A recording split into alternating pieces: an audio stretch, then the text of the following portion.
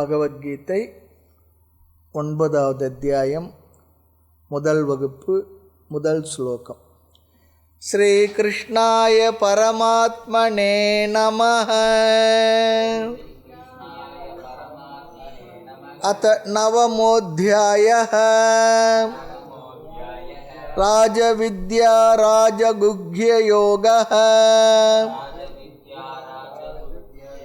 ஸ்ரீ பகவானுவாச்ச இதம் து தே குஹ்யதமம்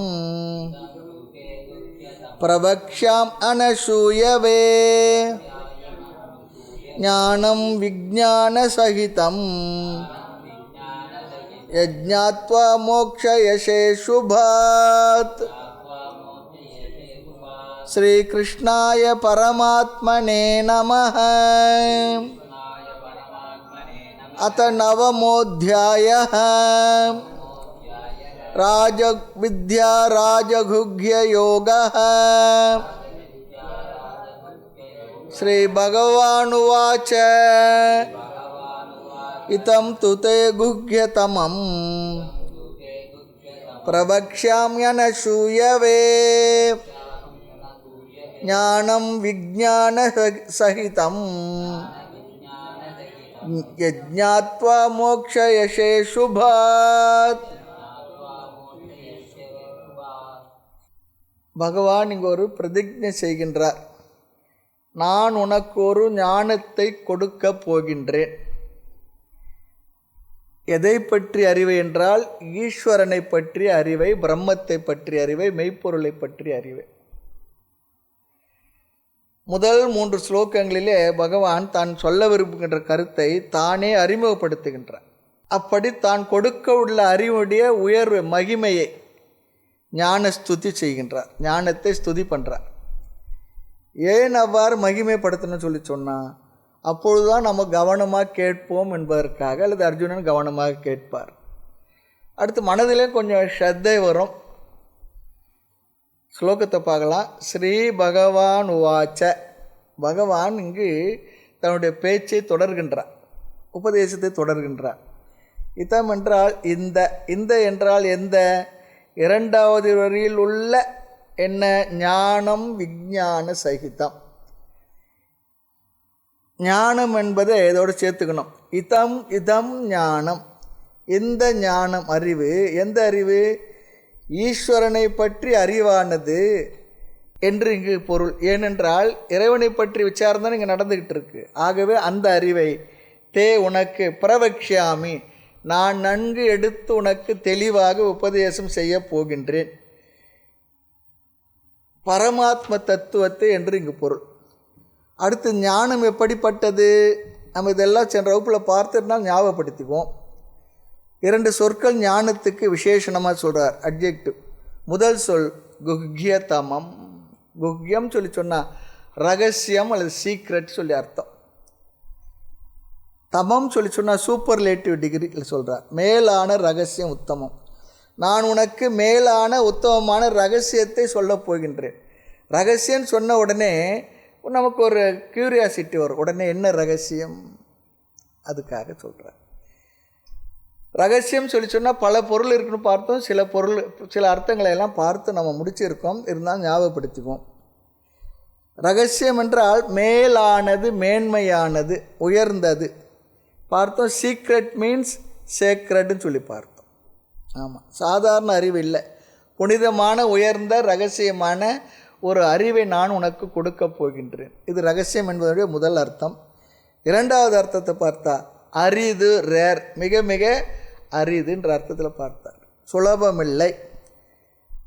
அடுத்து இந்த ஞானத்தை பெறுவதற்கு 3 வழிமுறை தான் இருக்குன்னு சொல்லி பார்த்தோம். ஒன்று தனத்தை கொடுத்து அறிவை பெறுவது, 2வது அறிவை கொடுத்து அறிவை பெறுவது, 3வது சேவையா வித்யா சொல்லி பார்த்தோம். நம்முடைய தொண்டின் மூலமாக, நாம் செய்கின்ற சர்வீஸ் மூலமாக ஒரு குருவிடத்திலிருந்து அறிவை பெறுவது. அது மற்ற எந்த அறிவிற்கும் இது பொருத்தமோ என்னவோ தெரியாது. ஆனால் வேதாந்த வித்தியை மட்டும் சர்வீஸ், சேவை செய்து தான் பெற வேண்டும். அப்படி சேவை செய்து எந்த அறிவானது நம்மால் பெறப்படுகின்றதோ அந்த அறிவு தான் அவர்களுக்கு நன்கு பயன்படும் என்றெல்லாம் நம்ம பார்த்தோம். அன்றைய வகுப்பில் ரொம்ப விரிவாகவே பார்த்தோம். இல்லை நான் சேவையெல்லாம் செய்ய மாட்டேன், நான் ஆசிரமத்துக்கு வந்தது வெறும் சும்மா படிக்கிறதுக்காக மட்டும்தான், ஆசிரமத்துக்கோ அல்லது அந்த சுவாமிக்கோ எதுவும் சேவை செய்யத்தான் நான் வரலன்னு சொல்லி சொன்னோம்னா, அப்படி பெறுகின்ற அறிவினால் அவர்களுக்கு நிச்சயமாக பலன் வராது. அந்த அறிவு அவருடைய மனதில் சென்று அமராது, அந்த அறிவு அவர்களுக்கு சித்திக்காது. சத்தியமான உண்மை இது. ஆமாம், நான் சொன்னேன் சின்ன வகுப்பில், அப்படி யாரெல்லாம் அப்படி நான் படிக்கிறதுக்கு தான் வந்து இதெல்லாம் ஒன்றும் பண்ண மாட்டேன்னு சொன்னாங்களோ அவங்களாம் இன்றைக்கி வரையும் ஊர் சுற்றிக்கிட்டு இருக்கான்னு நமக்கு நல்லாவே தெரியுது. வெளிப்படையாக நமக்கு தெரிஞ்ச விஷயம் சுவாமிஜே சொல்லுவார் பொதுவாக. ஆக வேதாந்தம் படிச்சிருக்கலாம், எந்த அறிவில் ஒருவனுக்கு ஆழ்ந்த அறிவு இருக்கின்றதோ, அந்த அறிவு அவன் மனதில் சென்று அமர்ந்து பலனை தருகின்றதோ, அந்த அறிவை அவன் குருவிற்கு சேவை செய்து அந்த அறிவை பெற்றிருப்பான். ஆகையினால நமக்கு என்ன முடிகின்றதோ வஞ்சனை இல்லாமல், சோம்பல் இல்லாமல் நம்மால் முடிகின்ற சர்வீஸை நாம் எங்கே இருக்கிறோமோ அந்த இடத்துக்கு கொடுக்கறது தர்மம். ஏனென்றால் இந்த உலகத்துக்கு எதுவுமே இலவசம் இல்லை, எதுவும் இலவசம் இல்லை, எல்லாம் இன்னொருடைய உழைப்பு தான், எதுவும் இலவசம் இல்லை. நாம் பெறுகின்ற ஒரு பொருள் இன்னொருடைய உழைப்பு, அந்த உழைப்புக்கு நம்முடைய உழைப்பு தான் மாற்று கான்ட்ரிபியூஷன் இருக்கணும். அப்படி கான்ட்ரிபியூஷன் இல்லாத நம்ம எதையுமே பெறக்கூடாது, பெறுவது தர்மமும் இல்லை. ஆமாம், இந்த அறிவு எல்லாருக்குமே இருக்கணும், வேதாந்தம் படிக்கிற மாணவர்களுக்கு இன்னும் அதிகமாகவும் இருக்கணும் நமக்கு. அதனால தான் சொல்லுவாங்க, வேறு எந்த அறிவையும் எதன் மூலமாக பெற்றுவிடு பரவாயில்லை, தவறில்லை, ஆனால் வேதாந்த ஞானத்தை மட்டும் சேவையின் மூலமாக தொண்டால் மட்டுமே பெற்றுவிடு. ஆனால் யாருக்குமே சேவையில் விருப்பம் இல்லை, சேவை செய்ய ஈகோ குறைஞ்சிருக்கணும், அதெல்லாம் பார்த்தோம். ஆக அகங்காரத்தை விட்டு தொண்டு செய்வது மிக மிக அரிது. அப்படி பெறுகின்ற அறிவும் அரிது. ஆகவே ரகசியம் சொல்லி சொன்னால் அரிது, உயர்வானது, மேலானது, பலன் தரக்கூடியது. அடுத்து மூன்றாவது ஒரு பொருள் இருக்குது, இங்கே சொல்கிறார் குஹ்யம். குஹ்யம் சொல்லி சொன்னால் ஹேண்டில் வித் கேர்ன்னு சொன்னார், கவனமாக கையாள வேண்டும். நான் பார்த்தோம், அத்வைத வேதாந்தத்தை தெரிந்து கொள்வது என்பது, தெரிந்து கொண்ட பிறகு அது எப்படி வேலை செய்யணும், டபுள் எட்ஜ்டு வெப்பன் சொல்லி பார்த்தோம். இரண்டு பக்கம் கூர்மையுள்ள கத்தியை போல் பயன்படும். ஒரு குழந்தையின் கையில் ஒரு கத்தி கிடச்சிதுன்னா அது எப்படி பயன்படுத்தினா அது அதுக்கு ஒரு பிரச்சனை உருவாக்கிக்கும். அதுபோல் அத்வைத வேதாந்தத்தில் என்ன சொல்கிறாங்க, ஆத்மாவிற்கு எந்த பாப புண்ணியம் இல்லை, ஆத்மா தர்ம அதர்மத்தை கடந்தது, எது செய்தாலும் ஆத்மா செய்வதில்லை. இந்த அறிவெல்லாம் அவனுக்கு வந்துட்ட பொழுது என்ன ஆவான்னு சொல்லி சொன்னால், தர்ம அதர்ம ஞானத்தில் ஊறி இருக்கவில்லை என்றால் அவன் அதர்மத்தை பண்ண ஆரம்பிச்சான். ஏன்னா நான் தான் ஆத்மா ஆச்சு, எனக்கு எதுவும் இல்லை. அப்போ தான் நான் பார்த்தோம், ஜனக மகாராஜாவோட அரசவையில் ஒருவர் மாம்பழ தோட்டத்தை திருடிட்டான்னு கொண்டு நிறுத்தினாங்களாம். ராஜா, நான் திருடல, இந்த கை தான் திருடிச்சுன்னாரான். நானும் உனக்கு தண்டனை தரல, உன் கைக்கு தான் தண்டனை தரப்போன்னு கையை வெட்டினார் சொல்லுவாங்க. அதெல்லாம் இருக்கிறது. அதனால் நம்மை நாம் ஏமாற்றிக் கொள்வதற்கு அந்த வேதாந்த அறிவு, அதுவும் அத்வைத ஞானம் நம்மை வீணாக்கிவிடும். ஆமாம், ஆக வேதாந்த கருத்து சரியான அறிவை கொடுக்கணும்னு சொல்லி சொன்னால் நமக்கு நல்ல பக்குவம் இருக்கணும், தர்ம அதர்ம விஷயத்தில் விவேகம் இருக்கணும், தர்மத்தில் ஊறி இருக்கணும், கர்மயோகம் செய்திருக்கணும், விருப்பு வெறுப்பு போயிருக்கணும், சாதனை செய்ய சம்பத்தியோடு இந்த அறிவை பெற்றால்தான் அந்த அறிவு தான் நமக்கு பயன்படும். இல்லை என்றால் மெடிசனை சாப்பிட்டா இப்படி சைடு எஃபெக்ட் இருக்குமோ, அதுபோல் வேதாந்தம் படித்து சைடு எஃபெக்ட் வந்துடும். வேதாந்தம் படித்த வேட்கை தீர்ந்திலர் சொன்னார். வேதாந்தம் என்பது வேட்கை தீர்ந்த விடம் சொல்லுவாங்க. நிறைய வார்த்தை இருக்குது, ஜாகிரதையாக இருக்கணும். அது எதுனா நல்ல சம்பிரதாயத்தில் வந்த குரு இடத்துல பக்கத்திலே இருந்து அவர் இடத்துல இதெல்லாம் கேட்டால் தான், அவருடைய வாழ்க்கை முறையை பார்த்தா தான் நமக்கு அதெல்லாம் ஸ்திரம் வரும். இல்லை என்றால் ரொம்ப கஷ்டம் இந்த வேதாந்த அறிவு. அதனால தான் நிறைய பேர் இந்த வேதாந்த ஞானத்துக்கு, அத்வைத ஞானத்துக்கு வெளியில் வரதில்லை, வெளியில் பொதுவாகவும் சொல்கிறதில்லைன்னு வச்சுருந்தாங்க. இருந்தாலும் இப்பொழுது எல்லாம் நம்ம சொல்கிறோம், நல்லது தான். ஆமாம், எங்கே போய் ஆசிரமத்தில் உட்காந்து எங்கே நம்ம இங்கெல்லாம் படிக்க முடியும்? இந்த வேதாந்த ஞானத்தை வெளி உலகத்துக்கு கொண்டு வந்து முதல் போடுறது கீத உபநிஷத்துலாம் சுவாமி பரம பூஜ்ய சின்மயானந்த சுவாமி தான். அவர்னால தான் இன்றைக்கி நாம் எல்லாம் இந்த கீதையெல்லாம் நம்ம படிக்கிறோம். ஞான யஜ்ஞங்கள் மூலமாக நிறைய பண்ணியிருக்கார். அவருடைய சிஷ்யர்கள் தான் நிறைய பறந்து இன்றைக்கி உலகமெங்கும் இந்த வேதாந்த தத்துவ ஞான கருத்தை உலகெங்கும் வெளிப்படையாக சொல்லி கொண்டு வருகின்றார்கள். ஆக தகுதி இல்லாதவர்களுக்கு இந்த ஞானத்தை சொல்லக்கூடாது. ரகசியம் சொன்னால் எல்லாருக்கும் சொல்கிறதுக்கு இல்லைன்னு அர்த்தம். இல்லையே அவர்களுக்கும் கஷ்டத்தை கொடுக்கும். என்ன ஒரு உண்மையாக இருந்தாலும் சாஸ்திரம் சொல்லுகின்ற உண்மை எல்லாம், சாஸ்திரம் இன்னொரு விஷயத்தை சொல்கிறது, உண்மை பேசுதல் வாய்மை என்ற இடத்துல நேற்றும் பார்த்து நம்ம நீ உண்மையெல்லாம் பேசணுன்ற அவசியம் இல்லை, ஆனால் நீ பேசுவது உண்மையாக இருக்கட்டும். இந்த டிஃபரன்ஸ் புரியுதா பாரு? உண்மையெல்லாம் சொல்லிகிட்டு இருக்கணுன்ற அவசியம் இல்லை, ஆனால் நீ பேசினா அது உண்மையாக இருக்கட்டும். பேசுவது உண்மையாக இருக்கும். ஆக வேதாந்தம் என்பது உண்மை தான், ஆனால் தகுதியானவர்களுக்கு தான் இது கொடுக்க வேண்டும், தகுதி இல்லாதவர்கள் கொடுக்கக்கூடாது. ரகசியம் என்ற வார்த்தையில் இவ்வளவு விஷயங்கள் அடங்கி இருக்கின்றது. விலை உயர்ந்த பொருளை நாம் எங்கே வைப்போம்? தங்கத்தை வைரத்தான் லாக்கரில் தானே வைப்போம். செப்பலை எங்கே வைப்போம்? அப்படி தான். அது போல தான். ஆக நான் சொல்லப்போகும் ஞானம் ரகசியம் சாதாரண ரகசியம் இல்லை. ரகசியத்துக்கெல்லாம் ரகசியம் பரம ரகசியம். மேலும் ஒரு கருத்தை பார்த்தோம். சாதாரணமாக சொன்னால் அது ரொம்பவே கவனமாக கேட்க மாட்டாங்க இல்லையா? ஆக ரகசியம் சொல்ல போகிறேன்னு சொன்னால் கொஞ்சம் கவனமாக கேட்பார்கள். ஆக 7வது அத்தியாயத்தில் கொஞ்சம் சொன்னார். அர்ஜுனன் கொஞ்சம் அப்படி கேர்லெஸ்ஸாக இருந்திருக்கலாம், தூங்கி இருக்கலாம். ஆனால் இங்கே சொல்கிறார் அவனுடைய கவனத்தை கவர்வதற்காக. அடுத்த சொல் பார்த்தோம், விஞ்ஞான சகிதம். சகிதம் என்றால் கூடியதெல்லாம் விளக்கமாக பார்த்துட்டு இருந்தாலும் ஞாபகப்படுத்திக்கிறதுக்காக இந்த அத்தியாயத்தில் மறுபடியும் பார்க்கிறோம். நான் உனக்கு சொல்லப்போகும் ஞானம் விஞ்ஞானத்துடனும் கூடியது. விஞ்ஞானம் என்றால் சயின்ஸ் என்ற ஒரு அர்த்தம் இருக்குது. ஆனால் இங்கு ஞானம் விஞ்ஞானம் என்ற சொற்கள் சாஸ்திரம் பயன்படுத்தி விட்டது. இந்த சொல்லுக்கு பல அர்த்தங்கள் இருக்குது. 7வது அத்தியாயத்தில் சில அர்த்தங்களை பார்த்தோம். ஞானம் என்றால் இந்த வார்த்தை ஞாபகம் வச்சுக்கணும், பரோட்ச ஞானம். ஆமாம், இந்த வார்த்தையை உபயோகப்படுத்தணும். ஒன்றை பற்றிய வெறும் மியர் இன்ஃபர்மேஷன், கேட்ட அறிவுன்னு அர்த்தம். பரோட்ச ஞானம்னா கேட்ட அறிவு, ஒரு பொருளை பற்றி ஒரு விஷயத்தை பற்றி கேட்ட அறிவு. விஞ்ஞானம் என்றால் அபரோக்ஷ ஞானம், நேரடியான அறிவு அல்லது பார்த்த அறிவு. பரோட்ச ஞானம் என்றால் கேட்ட அறிவு, அபரோக்ஷ ஞானம் சொன்னால் பார்த்த அறிவு. சில ஊரை பற்றி சில புனித கஷேத்திரங்களை பற்றி நம்ம கேட்டிருப்போம், அது கேட்ட அறிவு, அவ்வளோதான். நாமே சென்று பயணம் செய்து பார்த்திருந்தால் அது பார்த்த அறிவு. ஆக கேட்ட அறிவுக்கு பரோட்ச ஞானம், பார்த்த அறிவிற்கு அபரோக்ஷ ஞானம். சில நேரம் சொல்லுவோம், ஏங்க என் கண்ணால் பார்த்தங்கன்னு சொல்லுவோம். சில நேரத்தில் அப்படியே பொய் சொன்னாலும் சொல்லுவாங்க, பார்த்தது போல் இருந்தால் கூட என் கண்ணால் பார்த்தேன். யாரோ சொல்லி இல்லைங்க, நான் என் கண்ணால் பார்த்தேன். இந்த கண்ணால் பார்த்தது தான் அபரோக்ஷ ஞானம் சொல்கிறோம். அது போல் ஆக ஒன்றை கேட்டுவிட்டு அங்கே சென்று பார்த்தால் அந்த அறிவு அபரோக்ஷ ஞானம், நேரடியாக பார்த்த அறிவு. நிறைய பேருக்கு வேதாந்தம் என்பது காதில் கேட்டு வைத்துள்ள சில தகவல்கள், இன்ஃபர்மேஷன் நினைக்கின்றார்கள். ஆனால் பகவான் சொல்கிறார், அப்படி மட்டும் நீ கருதி விடாதே. நான் சொல்ல போகின்ற ஞானம் அபரோக்ஷ ஞானம். நீயாகவே என்றும் செல்ஃப் எவிடெண்ட்டாக உன்னுடைய சொரூபமாக உன்னுடைய அனுபவமாகவே நீயாகவே இருக்கின்ற அந்த அறிவைத்தான் சொல்ல போகிறேன். ஆமாம், நான் சொன்ன பிற்பாடு நீ போய் பார்க்குறதுன்றது இல்லை, நான் சொல்கிற வரைக்கும் உனக்கு அது புரியல, சொன்ன பிற்பாடு அது நீயாக இருக்க போகிறத புரிஞ்சுக்க போகிறேன்றார். நீ தான் அது என்பது உணர்ந்த ஞானம், வேறு எதுவும் இல்லை. அதனால தான் சொல்கிறார், அன்னை போலும் அருள்மிகுக்கும் மண்ணு ஞான வரதனே, என்னையே எனக்களித்த நின்னையான இணைவனே. என்னை தான் எனக்கு கொடுத்த, வேறு என்ன கொடுத்த?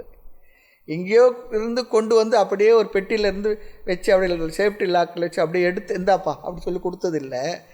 என்னத்தான் நீ எனக்கு சொல்லி கொடுத்த. நான் அதுவாக இருப்பதை எனக்கு உணர்த்தினாய். நான் அதுவாக இருக்க நீ செய் சித்திரம் மிக நன்றிருக்கான். நான் அதுவாக தான் இருக்கேன், நான் வெறும் எதுவாக இல்லை என்பதை எனக்கு உணர்த்தினாய் சொல்கிறேன். அது உணராத வரை அது பரோட்ச ஞானம் போல் இருக்குது. உணர்ந்த பிற்பாடு, அது நானாக இருப்பது புரிஞ்ச பிற்பாடு அது அபரோக்ஷ ஞானம். அதனால் சொல்லுவாங்க, ஆத்மா என்றும் நித்திய அபரோக்ஷமே. நித்திய அபரோக்ஷமாக இருக்கக்கூடிய என்னை நான் பரோட்சமாக நினச்சிக்கிட்டு இருக்கேன். ஆமாம், ஏதோ இப்போ தேர்ட் பர்சன் போல் ஏதோ கேட்டது போல் நினச்சிருக்கேன். அது நான் தான், என்னைத்தான் சொல்லி. அது ஆத்மா என்று அல்லது நான் என்பது நித்திய அபரோக்ஷமாக இருப்பது. ஆக வெறும் கேட்டு வைத்து அந்த இடத்தை போய் பார்க்கலன்னா எவ்வளவு நாளான அது பரோட்ச ஞானம்தான். ஆனால் வேதாந்தத்தில் பகவான் ஈஸ்வரனுடைய ஞானத்தை சொல்லப் போகிறேன்னு சொல்லி சொன்னார். அது ஆரம்பத்தில் கேட்கும்பொழுது பரோட்சமாக இருக்கின்றது, வெறும் வார்த்தையாக இருக்கின்றது, சும்மா கேட்டாலும் செய்தியாகத்தான் இருந்து கொண்டிருக்கின்றது. பிறகு என்னாக போகின்றது, அபரோக்ஷமாக மாறப்போகின்றது சொல்லி மாறப்போகிறது. அபரோக்ஷமாக தான் நான் அது இருக்குன்றது நமக்கு மனதில் வருகின்ற மாற்றம், அவ்வளோதான். ஆத்மாவில் ஒரு மாற்றமும் இல்லை.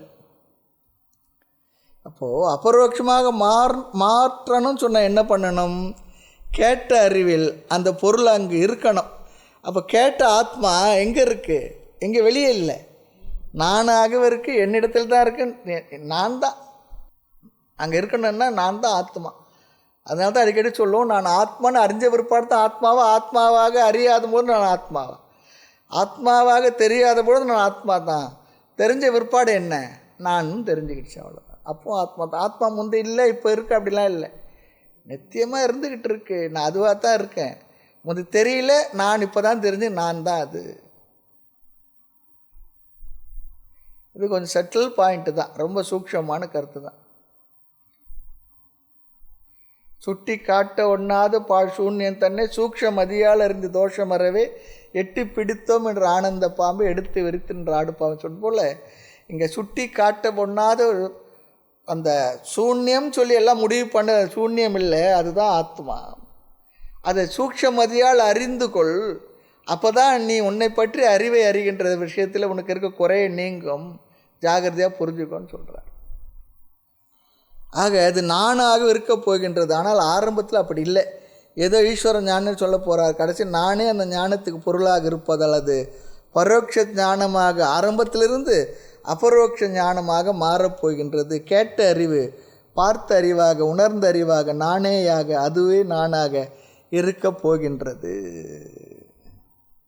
அதான் சொன்னோம், ஆரம்பத்தில் பிரம்ம அஸ்தி, பிரம்மம் என்ற ஒன்று இருக்கின்றது என்ற அறிவு. பிறகு என்ன? பிரம்ம அஸ்மி, நானே அந்த பிரம்மமாக இருக்கிறேன். ஆக மெய்ப்பொருள் இருக்கின்றது என்ற அறிவு பரோட்ச ஞானம். நான் அந்த மெய்ப்பொருள் நானாக இருக்கிறேன் என்பது அபரோக்ஷ ஞானம். இதுதான் விஞ்ஞானம். பிரம்ம அஸ்தியிலிருந்து தான் பிரம்ம அஸ்மிக்கு போக முடியும். ஆக பரம்பொருள் இருக்கு என்பது வெறும் கேட்ட அறிவு, வெறும் ஞானம்.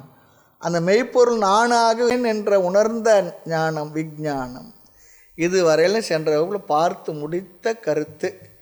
இப்போது நாம் ஸ்லோகத்துக்குள்ளே போகலாம். இதம் ஞானம், இந்த அறிவு, குக்யதமம், மிக மிக ரகசியமானது, விஞ்ஞானத்துடன் கூடியது. மிக மிக ரகசியமானது, விஞ்ஞானத்துடன் கூடியது. பிரவக்ஷ்யாமி, அதை நான் உனக்கு சொல்லப் போகின்றேன், கவனமாக கேள். அர்ஜுனன் கேட்கலாம், ஆமாம் இதெல்லாம் எனக்கு தெரிந்து என்ன ஆக போகின்றது? இல்லை, எனக்கு சொல்லி என்ன ஆக போகின்றது? என்ன உட்கார வச்சு சொல்லிக்கிட்டு இருக்கு, இதனால் எனக்கு என்ன ஆக போகின்றது? உங்களுக்கு தான் நேரம் போகலை, எனக்கு ஒன்றும் இல்லையே. ரெண்டாவது அறிப்பாங்க கடைசி பகுதி, இந்த அறிவினுடைய பலன், ஞான பலன். இதை அறிவதால் எத் ஞாத்வா, எதை அறிந்து அல்லது எதை அறிந்தால் மோக்ஷயசே, விடுதலை அடைவாயோ. யா துவம், நீ எதை அறிந்து மோட்சத்தை அடைவாயோ அந்த அறிவை உனக்கு நான் நன்கு சொல்லப் போகின்றேன். இதை அறிந்து நீ விடுதலை அடைவாய் சொல்கிறார். எதிலிருந்து விடுதலை? கடைசி சொல் பாருங்க, அசுபாத், துக்கம், துயரம், இவைகளிலிருந்து நீ விடுதலை அடைவான்னு சொல்கிறார். துயரங்கள் அனைத்திலிருந்து நீ விடுதலை அடைவாய். ஆமாம், எழுதி வச்சுருப்பாங்க சில இடத்துல, எந்த இடங்களும் தெரியும், உங்கள் துக்கம் சுகமாக மாறுன்னு எழுதி போட்டிருப்பான். இதுதான் எழுதி போட்டிருக்க இடம் வேற யார் இருக்கும், நாம் எழுதி போடல, நம்ம எழுதி போடலை. ஆமாம், அசுபாத், துக்கம், துயரம், இதிலிருந்து நீ விடுதலை அடைவாய். சுபம் என்றால் சுகம், இங்கே அசுபாத் சொல்லி சொன்னா துக்கம். எப்படிப்பட்ட நீ, எப்படிப்பட்ட உனக்கு? இது ரொம்ப முக்கியமான வார்த்தை, அனசூயவே, பொறாமை இல்லாத உனக்கு. அசூயா சொல்லி சொன்னால் பொறாமை. நம்ம அசூயன்னு சொல்லி சொன்னால் என்ன பண்ணுறோம்? அழுக்குன்னு சொல்லி நிற்கிறோம். ரொம்ப அசூயாக இருந்தது அப்படி சொன்னால் என்ன? எது டேர்ட்டியாக இருந்தது, சுத்தம் இல்லை இருந்தது, அப்படி அர்த்தம் இல்லை. இங்கே அசூயா சொல்லி சொன்னால் பொறாமை. அனசூயவை என்றால் பொறாமை என்ற குணம் இல்லாத உனக்கு. ஆமாம், அர்ஜுனன் நினைக்கலாம், எனக்கு ஏன் சொல்கிறீங்க? ரொம்ப சொல்ல வேண்டியது துரியோதனுக்கு தான். அவன் ஒருத்தனுக்கு சொல்லி திருந்தனா அந்த மகாபாரத யுத்தமே வராமல் இருந்திருக்கும். அவன் ஒருத்தன் தான் பிரச்சனையாக இருக்கான். இல்லை, அவனுக்கு உபதேசம் செய்யுங்கன்னு சொல்லி நினைக்கலாம். பகவான் சொல்கிறாரு, உனக்கு சொல்ல காரணம் என்ன தெரியுமா? உனக்குத்தான் இதை கேட்பதற்கு சில தகுதிகள் இருக்கின்றது, அந்த தகுதியுடைய உனக்கு என்று இங்கு பொருள். ஆச்சாரியர் ஆதிசங்கர் இங்கே ஒரு விளக்கம் தருகின்றார். இப்படிப்பட்ட தோஷமற்ற உனக்கு என்று அர்த்தம் சொல்லிடுறார். அனசூயவே, ஒரு குறையை சொல்லி இந்த விதமான குறை தோஷங்கள் இல்லாத உனக்கு என்று இங்கு பொருள் தருகின்றார். என்ன குறை? அசூயா சொல்லி மற்றவர்களிடத்தில் உள்ள தோஷத்தை குறைகளை பிறரிடம் சொல்லி மகிழ்தல். நிறைய பேருக்கு அது ஒரு பழக்கமாக இருக்குது. அவர் இடத்துல இருக்க குறையை இன்னொரு இடத்துல சொல்லி மகிழ்வது. ஆமாம், இது ஒரு நல்ல குணம் இல்லை. ஆமாம். பரகுணேஷு தோஷ ஆவிஷ்கரணம், நம்ம அழகாக சொல்கிறார். ஆவிஷ்கரணம் சொல்லி சொன்னால் மற்றவர்கிட்ட பேசி மகிழ்தல். எதை? பரகுணேஷு தோஷம், பிறருடைய குறைகளை. அனசூயா சொன்னால் அத்தகைய குணமில்லாத உனக்கு பண்டிதனுக்கு. பொதுவாக தோஷ தரிசனம் பண்டித லட்சணம் சொல்லுவாங்க. குற்றத்தை பார்ப்பவன் தான் பண்டிதன் சொல்லுவாங்க. அதை பார்க்காதவன் பண்டிதனே இல்லை என்று சொல்லுவார்கள். குற்றத்தை பார்க்காதவன் இடத்துல ப்ரூஃப் ரீடிங் கொடுத்தோம்னா என்ன ஆகுன்னா மொத்த புஸ்தமும் தப்பு தப்பாக தான் வந்திருக்கும். ப்ரூஃப் ரீடிங் பண்ணுறவங்களுக்கு அந்த குறைகளை பார்க்குற பழக்கம் இருக்கணும். இங்கே பகவான் சொல்கிறார், மற்றவர்களிடம் குறையை தெரிந்து கொள்ளாதே என்று சொல்லவில்லை, அந்த குறையை பிறரிடம் பேசி மகிழாதேன்னு சொல்கிறார்.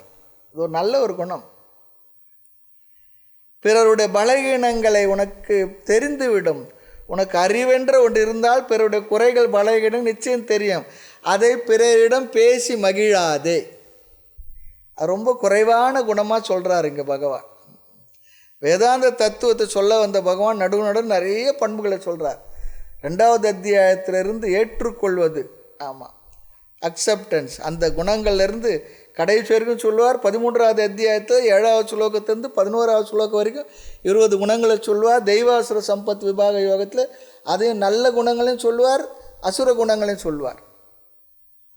எதற்காக வேதாந்த தத்துவத்தை பேச வந்த இடத்துல குணங்களை சொல்லணும்னு சொன்னால், இந்த குணங்களோடு கூடியவனாக இருந்தால் மட்டுமே அப்படிப்பட்ட பண்பட்ட பறந்து விரிந்த அந்த மனதில்தான் இந்த வேதாந்த தத்துவ ஞானம் நிற்கும், புரியும்.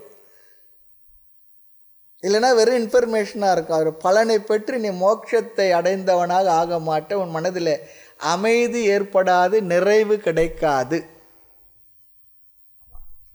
வேதாந்தத்தை சும்மா ஒரு இன்ஃபர்மேஷனாக தெரிஞ்சுக்கிறதுக்காக இல்லை, ஒரு பாடத்திட்டம் போல் தெரிஞ்சு டேட்டா கலெக்ஷனுக்காக இல்லை. ஆரம்பத்தில் அப்படி இருக்கலாம், ஆனாலும் அதுக்குள்ளே போக போக போக எப்போ போகும்னா, அதனால தான் முதல் சொல்லிடுறாங்க, சாதன சதுஷ்டய சம்பத்தியுடைய சம்பன்னன். சம்பன்னா முழுமையாக நிறைய பெற்றவன் சொல்கிற சம்பன்னன். ஆமாம், சம்பத்தி, சம்பத்தினா முழுமையாக. அந்த சம்பத்தி, அந்த குணங்களில் தான் இதெல்லாம் வந்து விடுகின்றது. அதுதான் சொல்கிறார், யார் யாரிடம் என்ன குறைகள் இருக்குது என தெரியணும்.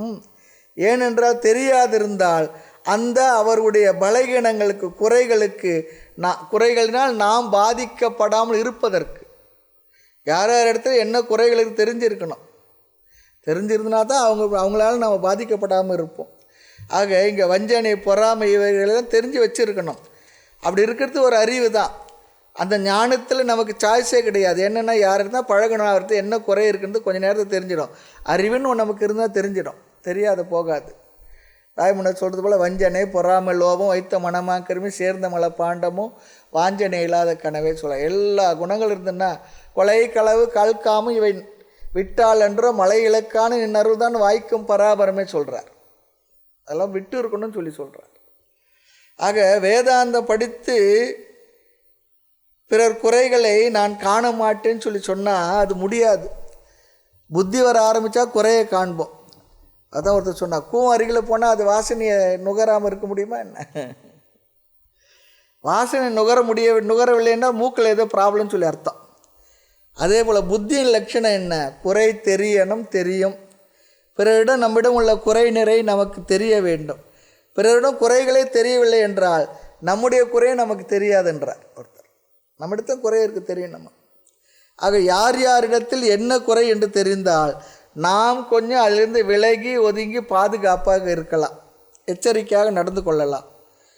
இப்போது ஏதோ ஒரு மிருகத்தை பார்த்தா என்ன பண்ணுறோம், ஒவ்வொரு மிருகத்தையும் அந்தந்த மிருகத்தை குணம் தெரியறதுனால கொஞ்சம் தூரம் ஒதுங்கி இருக்கணும். நாயாக இருந்தால் எப்படி இருக்கணும், ஆடாக இருந்தால் எப்படி இருக்கணும், மாடாக இருந்தால் எப்படி இருக்கணும், சிங்கமாக இருந்தால் எவ்வளோ தூரத்தில் இருக்கணும், கிட்டவே போகக்கூடாது, நிறைய இடத்துல எப்படி இருக்கணும் இல்லையா. மனுஷத்து எல்லா சுபாவமும் இருக்கே. ஆமாம்.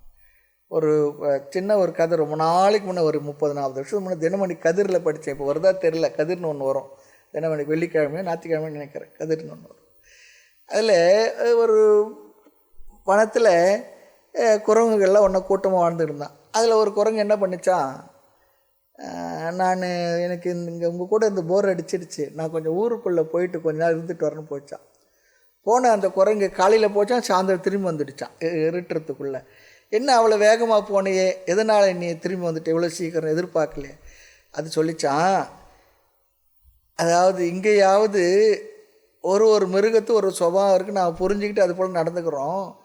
அங்கே நகரத்துக்குள்ளே போனால் ஒரே மனுஷன்தான், காலையில் நாயாக இருக்கான், மதியம் நிறையா இருக்கான், அப்புறம் சிங்கமாக இருக்கிறான், புலியாக இருக்கிறான், கரடியாக இருக்கிறான், பார்க்குறது மனுஷனாக இருக்கான் உருவத்தில், அவனுக்கு இவ்வளோ சுபாவம் இருக்குது, எப்படி அவங்ககிட்ட நடந்துக்கிறது எனக்கு பயமாக இருந்ததுனால வந்துட்டேன் நான்.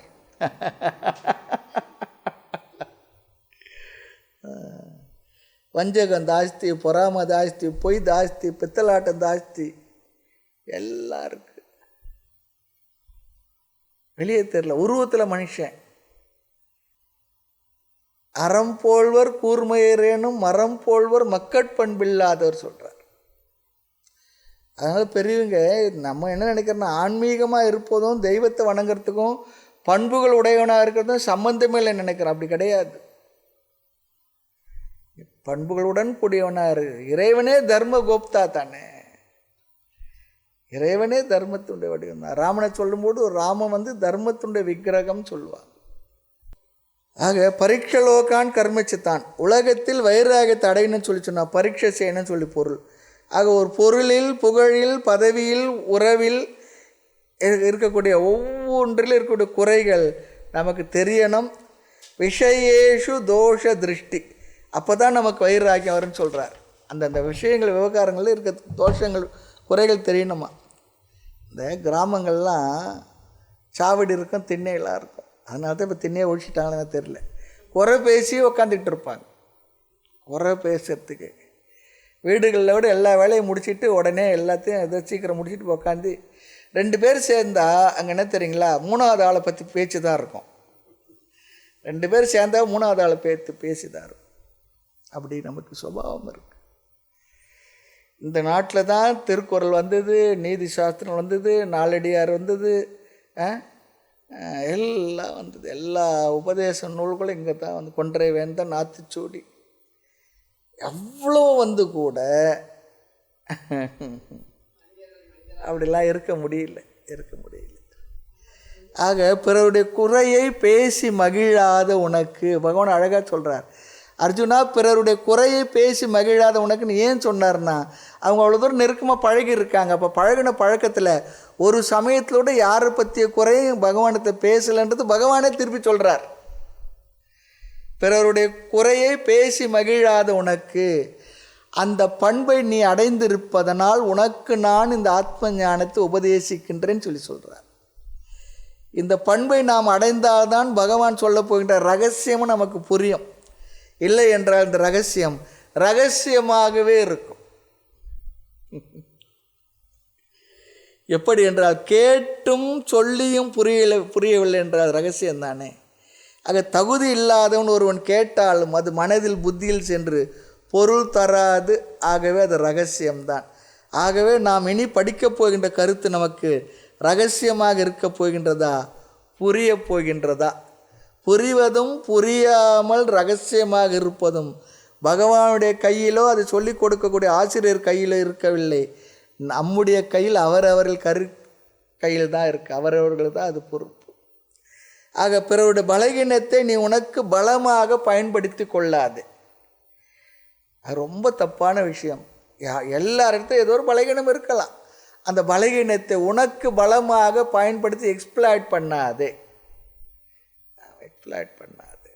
இது ஒரு நல்ல ஒரு குணம், இது நல்ல ஒரு சுபாவம். தெரிந்து கொள்வது புத்தியினுடைய செயல். புத்தி இருந்தால் தெரிந்து கொள்வாய், ஆனால் அது பாதுகாப்பாக பயன்படுத்திக்கொள். உன்னை தாக்கி விடாமல் பயன்படுத்திக்கொள். ஒவ்வொருவருடைய பலகீனம் 2 பேர்களுமே பாதிக்கும். ஆமாம்.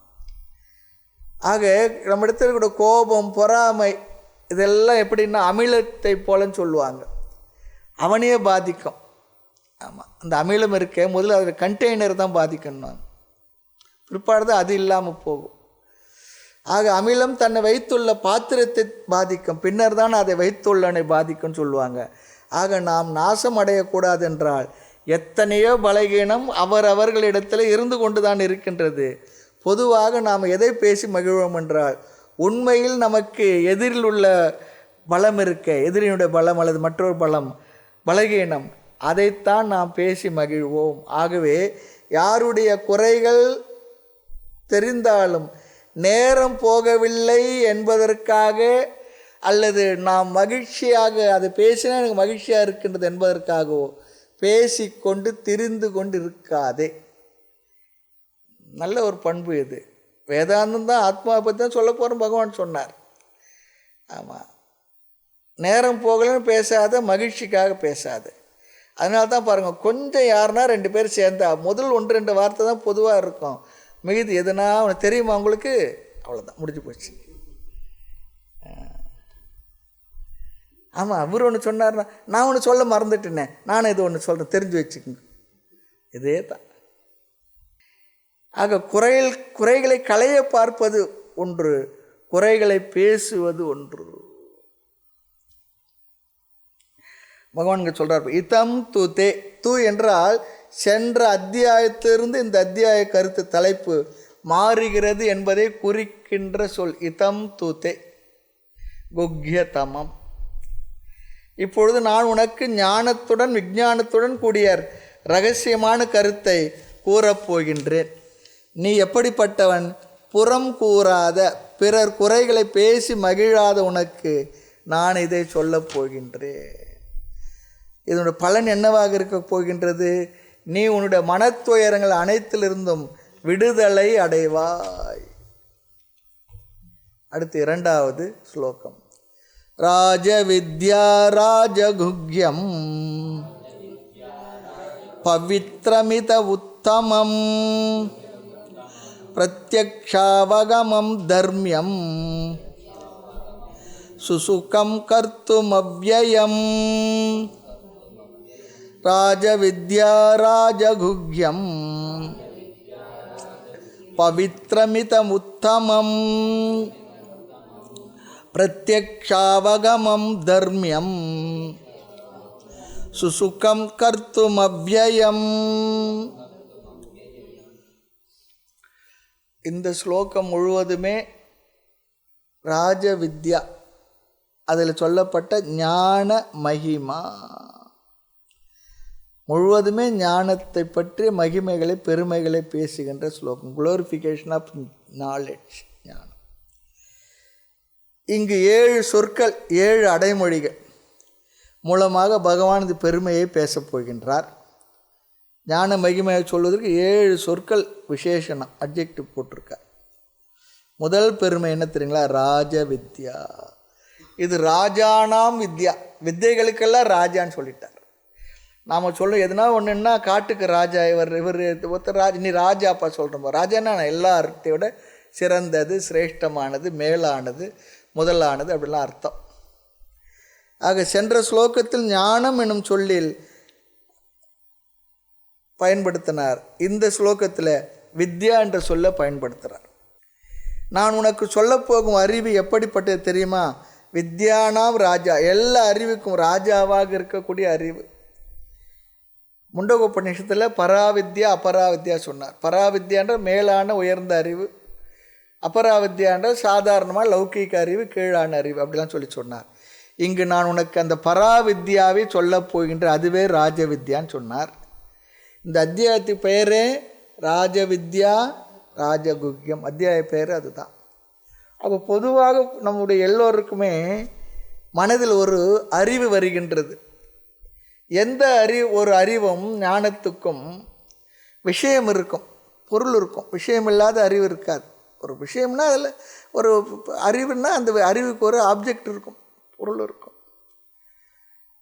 அல்லது ஒருத்தர் இடத்துல பழகுறோம், புதுசாக பழகுறோம், அவர் இடத்துல பழகிய பிற்பாடு அவரை பற்றி நமக்கு ஒரு அறிவு நமக்கு வந்திருக்கும், அவரை பற்றி ஒரு அபிப்பிராயம் நம்ம மனசில் இருக்கும். விருப்பம் இல்லையோ இருக்கோ, பழகினா அவரை பற்றி ஒரு அறிவு நமக்கு வந்திருக்கும். அது சரியா தவிர நாம் புரிந்து கொண்டது தன்மை வேறு. ஆனால் அவரை பற்றி ஏதோ ஒரு அபிப்பிராயம் நம்ம மனசில் நிச்சயமாக வந்திருக்கணும். காரணம், நம்முடைய அறிவு புத்தியானது சரி தவறு என்பதை உடனடியாக தெரிந்து கொள்ளக்கூடிய சக்தி உடையது. அப்படி தான் படைச்சிருக்கு, படைப்பே அப்படி தான் இருக்குது. ஒரு அறிவுன்னு இருந்தனா ஒருத்தரை பற்றி, ஒரு பொருளை பற்றி, எதை பற்றி ஒரு அறிவு நமக்கு சரி தவறு நம்ம மனசுக்கு தெரிந்துவிடும். ஒரு இடத்துல பழகினால் அவரை பற்றி அறிவை நல்லதாக இருந்தால் நல்லதாகவும், தவறாக இருந்தால் தவறாகவும் நாம் புரிந்து கொள்வோம். இப்போது ஒருவரை பற்றி தெரிந்த ஞானம் இருக்குன்னு வச்சுங்களேன், அது எதுவரை அந்த ஞானம் அப்படியே இருக்கும், அவரை பற்றி அறிவு. அவர் இடத்துல மாற்றம் வராத வரை அந்த அறிவு அப்படியே இருக்கும். மாற்றம் வந்தபொழுது என்ன பண்ணணும் நாம்? இல்லை முந்தி அவரை சரியாக புரிஞ்சிருந்தேன், இப்போ அவர் தவறுன்னு தெரிஞ்சுக்கிட்டேன். இல்லை முந்தி அவர் தவறாக புரிஞ்சுட்டேன், அவர் அப்படி இல்லை என்று சரியாக நான் இப்போ புரிஞ்சுக்கிட்டேன். இதை மாறி நாம் தெரிஞ்சுக்கணும். அதுதானே உண்மை. ஆனால் விசேஷம் என்ன தெரியுங்களா? நாம் முதல்ல என்னவாக புரிந்து கொண்டோமோ அவர் மாறினாலும் நாம் அவரை பற்றி அபிப்பிராயத்தை மாற்றிக்கவே மாட்டோம். அதுதான் தவறு செய்யறோம்னு சொல்கிறேன். இந்த டெய்லர் என்ன பண்ணுவாராம், தீபாவளிக்கு போனாலும் அளவு எடுப்பார். ஒரு 3 மாதத்தில் பொங்கலுக்கு போய் சட்டை எடுத்து கொடுத்தாலும் அளவு எடுப்பார். ஏன் தீபாவளிக்கு போய் வச்ச அளவே வச்சு தைக்க மாட்டார். நல்ல டெய்லர் அப்படி பண்ண மாட்டார். இல்லை சார், அப்போ ஒரு அளவு இருக்க, இப்போ ஒரு அளவு இருக்கலாம், அதனால் எடுப்பார். மாறி இருக்கலாம். அதனால தான் நம்ம என்ன நினைப்போம், சில நேரத்தில் நான் உன்னை பற்றி அப்போ அப்படி நினச்சிருந்தேன், இப்போ என்னோடய அபிப்பிராயத்தை மாற்றிக்கணும். இப்போ நல்லா மாறிட்டியே. அவரும் கூட ஏதோ வேதாந்த வகுப்பு மற்றதுக்கெல்லாம் வந்து போயிட்டுருப்பார், சத்சங்கத்து வந்து போயிட்டுருப்பார். வந்து என்ன ஆயிருக்கும், அவருடைய மனதில் ஒரு மாற்றம் வந்திருக்கும். அப்போ நாம் என்ன பண்ணணும், வகுப்புகள்லாம் போய் நீ இப்படி மாறிட்டான்னு சொல்லணும். அப்படி நாமளும் நடந்துக்கணும். சில நேரம் என்ன ஆகிடும் தெரியுங்களா, வகுப்புக்கெல்லாம் வாங்க நம்ம சொல்லி கூப்பிட்டா, ஆமாம் உங்களை பார்த்தா தெரியுது நீங்கள் போகிற வகுப்புலாம் நான் வரவே கூடாதுன்னு. அப்படி நடந்துருக்கு.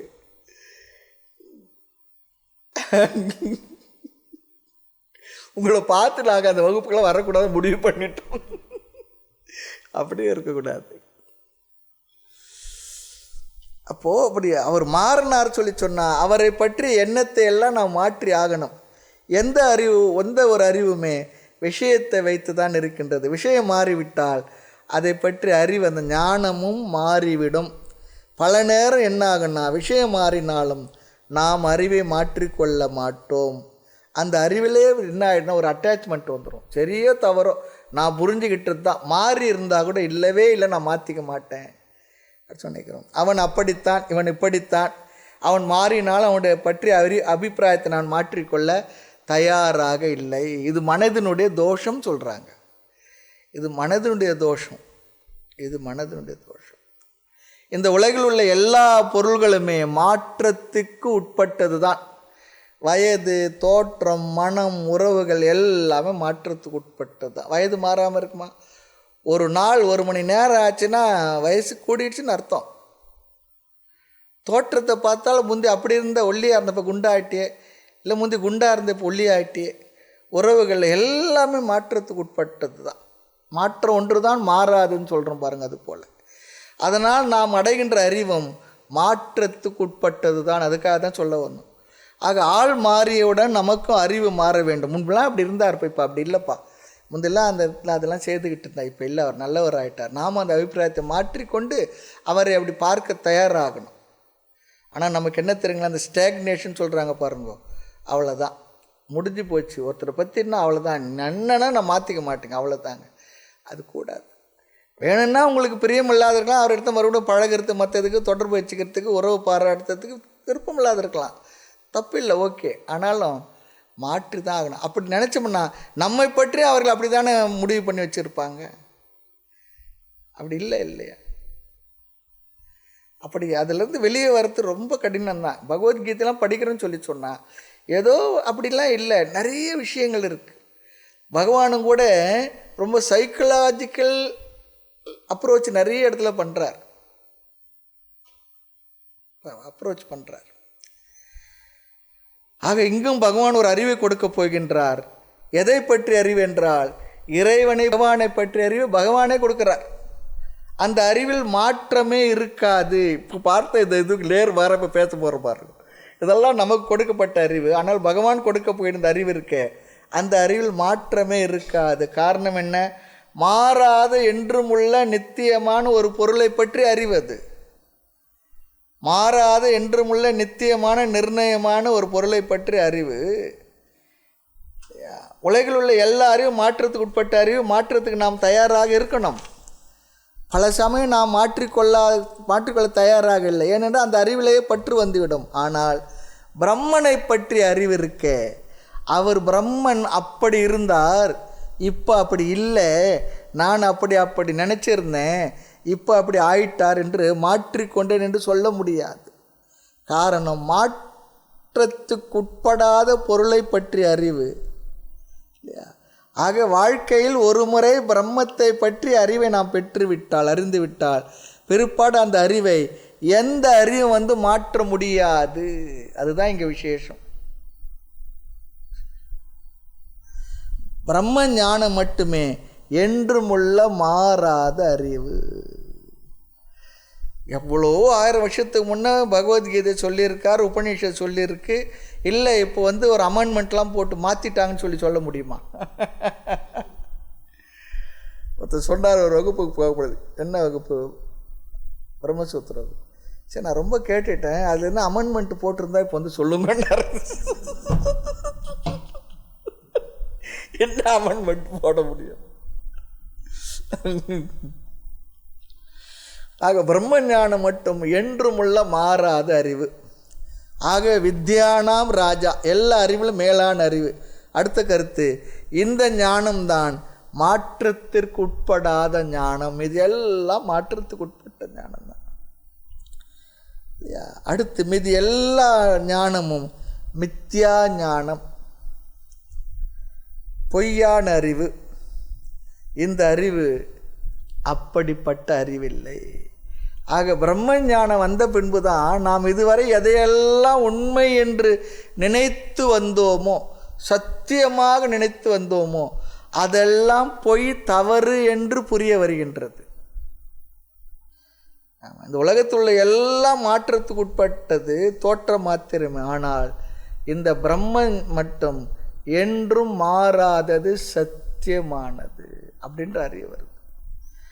இந்த மேலான உண்மை நமக்கு தெரிந்த பிறகு கயிறு பாம்பை போல உலக உண்மையை எது பொய் எது உண்மை என்று நமக்கு தெளிவாக விளங்கிவிடும்.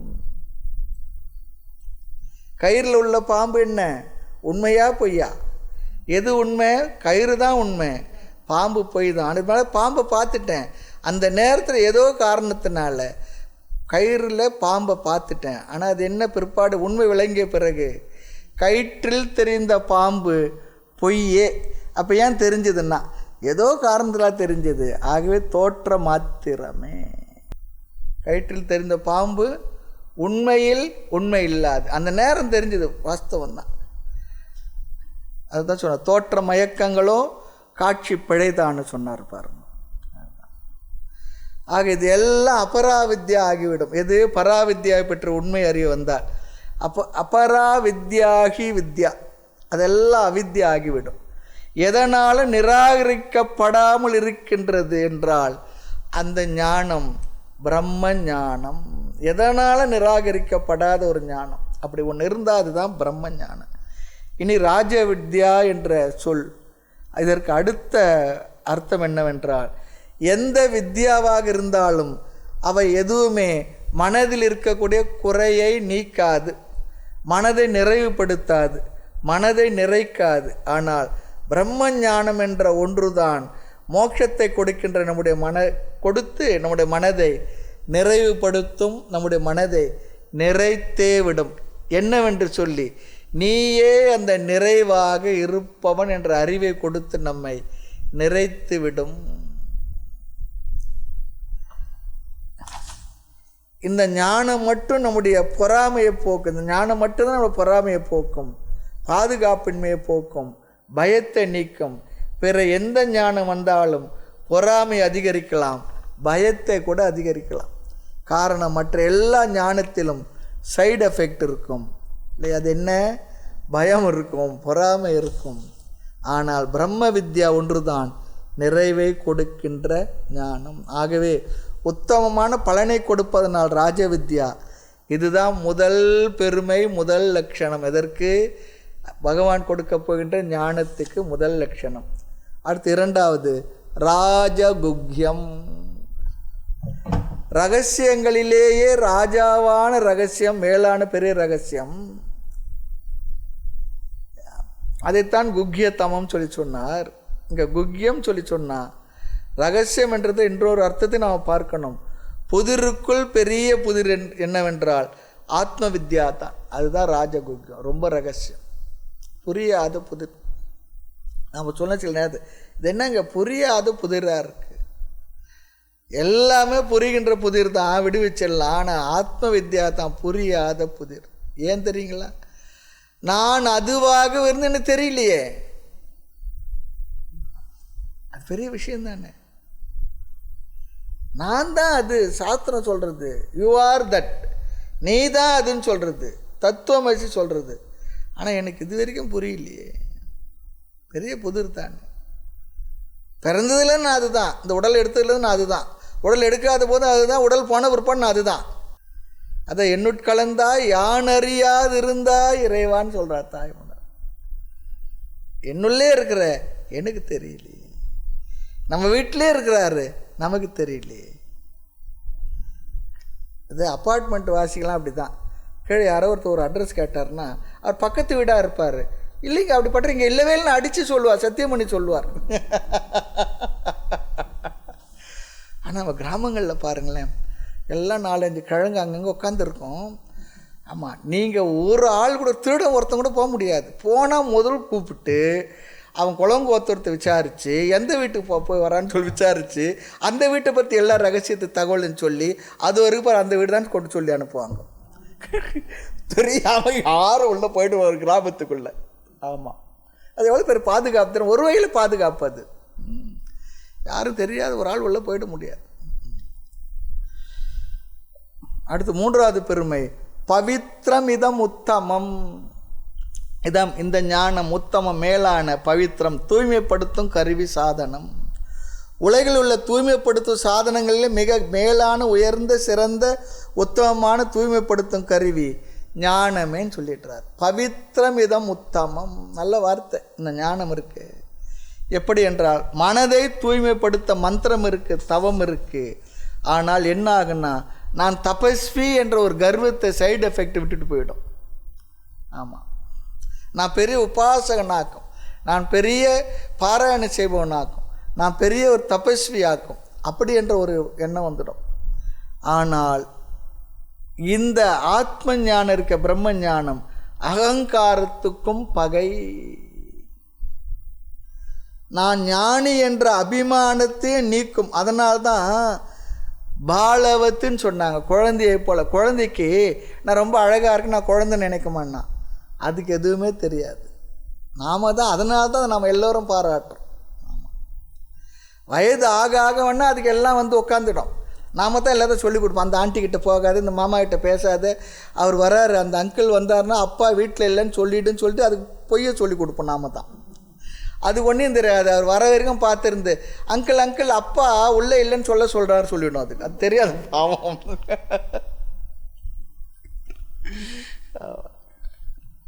ஆக இறுதியாக நாம் புரிந்து கொள்வது இந்த உடலே மனமே அசுத்தம் தான்.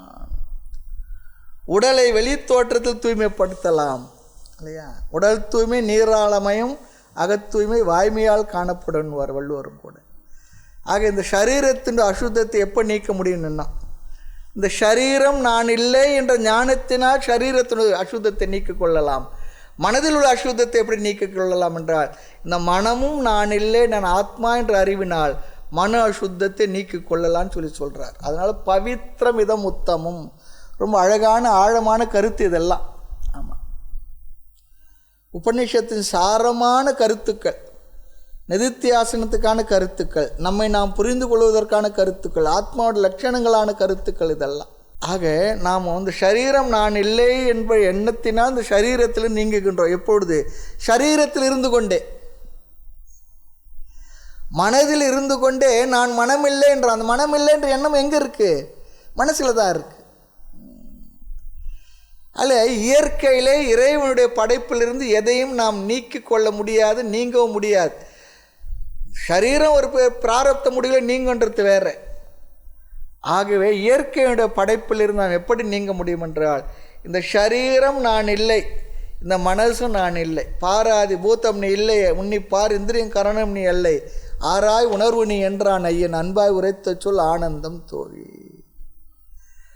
நான் இந்த உடல் இல்லை, மனதில்லை, புத்தி இல்லை, ஏற்கனவே புத்தி இல்லை, அது வேறு விஷயம். நான் சித்தம் இல்லை, எதுவுமே நான் இல்லை, நான் என்றும் உள்ள நித்தியமான ஆனந்த ஆத்துமாவே. இதுதான் சாரமாக வேதாந்தம் படித்து நம்ம தெரிஞ்சிக்க வேண்டிய அறிவு, நம்ம மனதில் நிற்க வேண்டிய அறிவு. இது வெறும் வார்த்தை இல்லை, இது ஒரு மெஸ்மரிசமும் இல்லை, இதுதான் நம்முடைய உண்மைத்தன்மை என்பதை உபநிஷதங்களும் மகான்களும் நமக்கு அழகாக அறிவித்து விட்டு சென்றார்கள். அவர்களும் அதை புரிந்து கொண்டு தான் நமக்கு அறிவித்தார்கள். ஆக இந்த சரீரம் நான் இல்லை என்று சரீரத்தில் பற்றிவிடும் பொழுது நாம் சரீரத்திலிருந்து நீங்குகின்றோம். அதே போல் மனது விஷயத்திலும் மனதை தூய்மைப்படுத்துவதற்கும் சில சாதனங்கள் இருக்கின்றது. மனதிலிருந்து விடுதலை அடைவது தான், மனது நான் இல்லை என்று உணர்வது தான் மோட்சம். இந்த ஞானம் சரீரம் மனம் முதலிய அனைத்திலிருந்தும் அனைத்து அனாத்மாக்களிலிருந்தும் என்னை விலக்கி அசங்க ஸ்வரூபமாக ஆக்கி என்னை தூய்மைப்படுத்துகின்றது. வேறு விதத்தில் சொன்னால் சுத்தம் அசுத்தம் பாப புண்ணியம் என்றெல்லாம் நாம் வாழ்க்கையில் சொல்கிறோமே விவகாரத்தில். அதான் சொல்கிறார். இந்த இடத்துல கேட்கும்போது கொஞ்சம் ஷாக்கிங்காக தான் இருக்கும் நமக்கு. பாபம் என்ற ஒன்று நம்முடைய பாபத்தை நீக்க கருவி, புண்ணியம் என்ற ஒன்று பாபம் என்பதை நமக்கு நீக்க கருவியாக இருப்பது.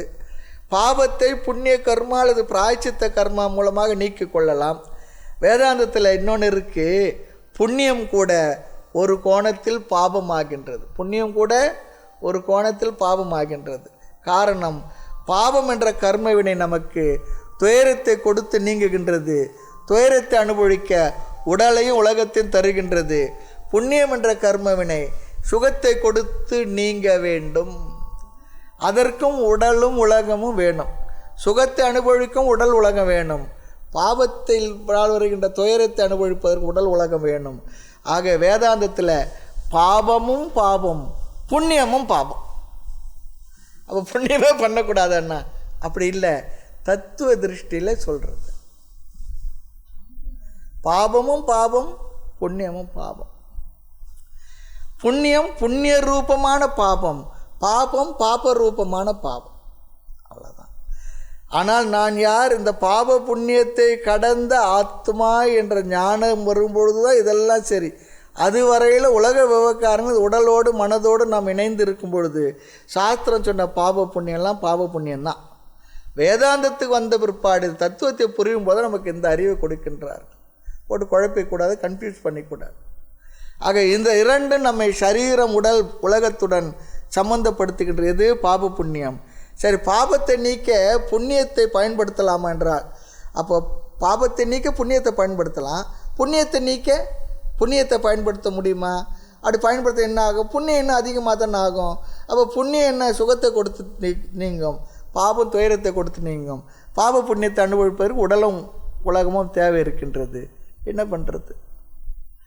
ஞானம் என்ன பண்ணுறதுனா, இந்த உடலும் உலகமும் நீ இல்லை, மனமும் நீ இல்லை என்ற அறிவினால் இந்த பாவ புண்ணியங்களில் நம்மை விடுவித்து விடுகின்றது. அத பவித்திரமிதம் உத்தமம். இது எப்படி இருக்கா?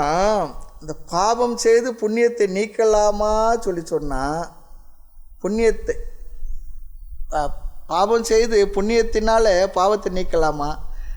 புண்ணியம் செய்து புண்ணியத்தை நீக்க முடியுமா சொல்லி சொன்னால், தூக்க மாத்திரை போட்டு ஒருத்தர் தூங்குறார், அவரை விழிக்க வைப்பதற்கு ஆன்டி ஸ்லீப்பிங் டோஸ் கொடுத்தா எப்படி இருக்குமோ, தூக்க மாத்திரை போட்டாச்சு, அதுலேருந்து வெளியே வர்றதுக்கு எதிர் மாத்திரை கொடுத்தா எப்படி இருக்குமோ, ரெண்டு விதத்திலையுமே அவனுக்கு துயரம்தான்.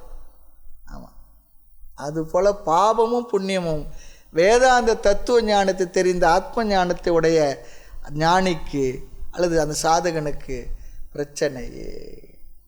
ஆக பாவமானது பாவத்தை அதிகரிக்கும், புண்ணியத்தை அதிகரிக்கும். ஆகவே இந்த இரண்டுக்கு அப்பாற்பட்ட ஒன்று தான் இதை நீக்கும். அது என்ன?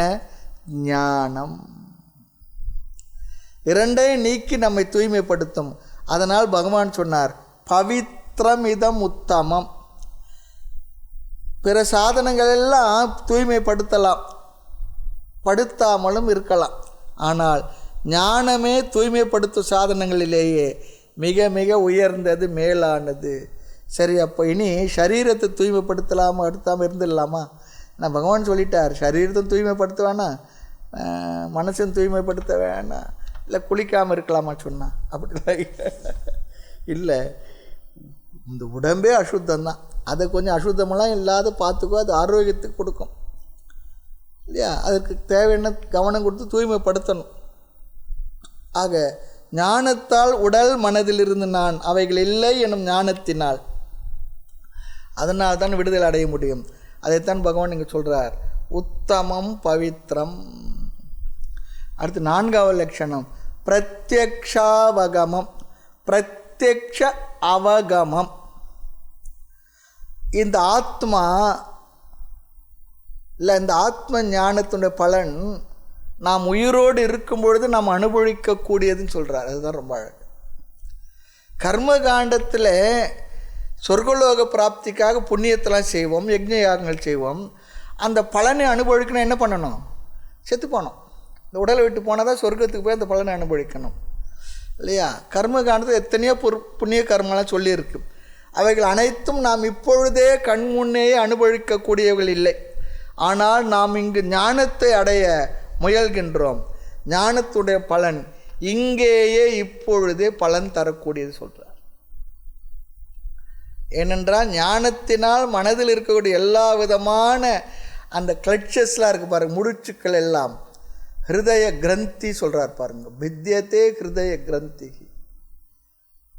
சித்தியந்தே சர்வ சம்சயாக. இதெல்லாம் உபநிஷத்து வார்த்தை. எல்லா விதமான துயரங்களிலிருந்து உன்னை விடுவித்து விடுகின்றது. எல்லா விதமான முடிச்சுகளிலிருந்து உன்னை விடுவித்து உன்னை விடுதலை ஆக்குகின்றது. அந்த ஞான பலன் இங்கேயே இப்பொழுது அனுபவிக்கக்கூடியது. ஆக ஈஸ்வர அல்லது பிரம்ம ஞான பலன் பிரத்யக்ஷ அவகமம். பிரத்யக்ஷம் சொல்லி சொன்னால் நேரடியாக, நேருக்கு நேர். அவகமம் என்றால் அனுபவிக்கக்கூடியது. அனுபவ சொல்லி சொன்னால் ஞானத்தின் ஞான பலனையும் இங்கேயே அனுபவிக்கின்றோன்னு சொல்லி சொல்கிறாங்க. ஆக ஞான பலன் மனசாந்தி, கோப நிவர்த்தி, பொறாமை நிவர்த்தி, அமைதியை தருகின்றது. இதெல்லாம் பிரத்யக்ஷ அவகமம். இப்போது பசி இருக்குது, சாப்பிட்ட பிற்பாடு பசி நீங்குகின்றது. பசி நீங்கினது என்பது யாருக்குன்னு மற்றவங்களுக்கு தெரியுமா? நம்ம பசி நீங்கினது இல்லையா? உண்டவர் கன்றி உட்பசி ஓயுமோ, கண்டவர் கன்றி காதல் அடங்குமோ. அதுபோல் சாப்பிட்டவங்களுக்கு தானே பசி போனது தெரியும், மற்றவங்களுக்கு தெரியுமான்னா தெரியாது. ஆக யாருக்கும் பசி போச்சுன்னு சொல்ல வேண்டாம். இந்த ஞானம் வந்ததுன்னா பிரத்யக்ஷ அவகமம். என்ன? மனதில் இருக்கக்கூடிய எல்லா வித முடிச்சுக்களும் அவிழ்க்கப்பட்டு கோபம் போகும், பொறாமை போகும், லோபம் போகும், மற்ற எல்லா விதமான அது தன்மைகளும் நீங்கி நம்மை தூய்மையானவனாக ஆக்கி வைத்து நேரடியாக அமைதியை, ஆனந்தத்தை, பலனை கொடுக்கக்கூடியது இந்த உலகத்திலே இப்பொழுது. ஆகிய பிரம்ம ஞானத்தின் பலன் பிரம்மனை அனுபவிக்க போகிறதில்லை, அனுபவிக்க முடியாது. ஆனால் பிரம்ம ஞான பலன் அனுபவிக்க, பிரம்மனை அனுபவிக்க முடியாது. ஆனால் பிரம்மனை பற்றி ஞானத்தினால் வந்த மனதில் அந்த மனது அந்த பலனை அனுபவிக்கின்றது. என்ன? அமைதி, ஆனந்தத்தை. அது வேணும்னா அனுபவம்னு சொல்லலாமே தவிர பிரம்மன் அனுபவத்துக்கான பொருள் இல்லை. ஏனென்றால் அவனே அந்த பிரம்மமாக அனுபவிப்பவனுடைய சொரூபமாக இருப்பதனால் பிரம்மஞான பலனை மனதில் அனுபவிக்கலாம். ஆக பிரம்மம் அனுபவத்துக்குரிய விஷயம் இல்லை. ஏனென்றால் அதுதான் அனைத்து அனுபவங்களுக்கு மூலம். பின் அனுபவத்துக்குரிய விஷயம் இருக்க பிரம்ம ஞானம், அந்த பலன், அந்த பலனை நாம் அனுபவமாக சொல்லலாம். ஆக இந்த வித்தியாசத்தை நாம் பார்க்கணும். ஞான பலன் அனுபவிக்கக்கூடியது, பிரம்மன் அனுபவிக்கக்கூடிய விஷயம் இல்லை. இறந்த பிற்பாடு அனுபவிக்கும் ஜீவன் முக்தியை பற்றி வேதாந்தம் பேசவில்லை. இறந்த பின் வருகின்ற முக்திக்கு நாம் முக்கியத்துவத்தை கொடுப்பதும் இல்லை. இருக்கும் வரை, இருக்கும் பொழுது, இருக்கும் வரை, இறக்கும் வரை என்ன மனநிலையுடன் நாம் வாழ வேண்டும், அதற்கே முக்கியத்துவம். ஆக ஞானத்தினால் வரக்கூடிய பலன் மன நிறைவு, மகிழ்வு, ஜீவன் முக்தி, அது பிரத்யக்ஷ அவகமம். மனதில் ஞானத்தினுடைய பலன் அனுபவிக்கப்படுகின்றது என்று இந்த 4 வார்த்தைகளில் 4 லட்சணங்களில் பகவான் சொல்ல போகின்ற ஞான விஞ்ஞான விசேஷத்தை மகிமையை சொன்னார். மீது 5, 6, 7 3 பலன்களை அடுத்த வகுப்பில் பார்க்கலாம். மூர்த்தி எல்லாம் வாழி, எங்கள் மௌன குரு வாழி, அருள் வார்த்தை என்றும் வாழி, அன்பர் வாழி, பராபரமே. ஓம் பூர்ணமத பூர்ணமிதம் பூர்ணாத் பூர்ணமுதச்யதே பூர்ணஸ்ய பூர்ணமாதாய பூர்ணமேவாவசிஷ்யதே. ஓம் சாந்தி சாந்தி சாந்தி. हरिः ओम श्री गुरुभ्यो नमः. हरिः ओम.